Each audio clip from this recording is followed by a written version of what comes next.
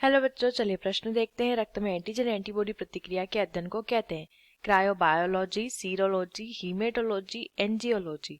आइए जानते हैं यहाँ पे हमारे प्रश्न की मुख्य अवधारणा। यहाँ पर लिख लेते हैं मुख्य अवधारणा। हमारे प्रश्न की मुख्य अवधारणा यहाँ पर संबंधित है। हमें किस विषय में बताना है? हमें बताना है एंटीजन एंटीबॉडी प्रतिक्रिया के बारे में। एंटीजन एंटीबॉडी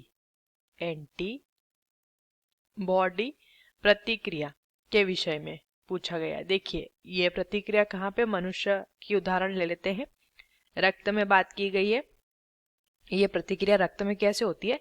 जब मनुष्य के शरीर पर कोई बाहरी पदार्थ आक्रमण करता है, मान लीजिए किसी प्रकार का संक्रमण हुआ है, तो जो संक्रमणकारी रहता है वो इसके शरीर से व्यक्ति के शरीर में क्या छोड़ता है? एंटीजन।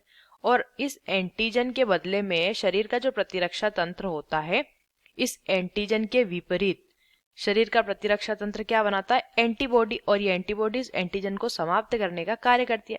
इसी प्रतिक्रिया को एंटीजन एंटीबॉडी प्रतिक्रिया कहते हैं। और ये हमारे शरीर के प्रतिरक्षा तंत्र द्वारा संपन्न किया जाता है। इस प्रक्रिया का जो अध्ययन होता है उसके विषय में प्रश्न दिया गया है। तो इस प्रक्रिया का जो अध्ययन होता है उसे क्या कहा जाता है? उसे कहा जाता है सीरोलॉजी। उसे क्या कहा जाता है?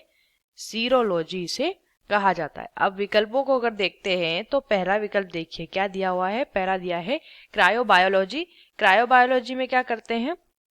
क्रायोबायोलॉजी में एंटीजन एंटीबॉडी प्रतिक्रिया का अध्ययन नहीं करते हैं। जीव तथा ऊतक का कम तापमान पर जो गुण होता है, जीव तथा ऊतक का यानी कि मानव शरीर के या किसी जीव के कम तापमान पर क्या गुण प्रकट होंगे, उसके अध्ययन को कहते हैं क्रायोबायोलॉजी।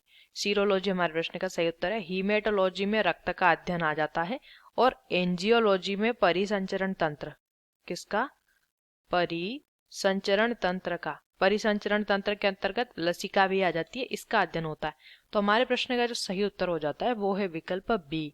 आशा करते हैं आपको इस प्रश्न का उत्तर समझ आया होगा। धन्यवाद।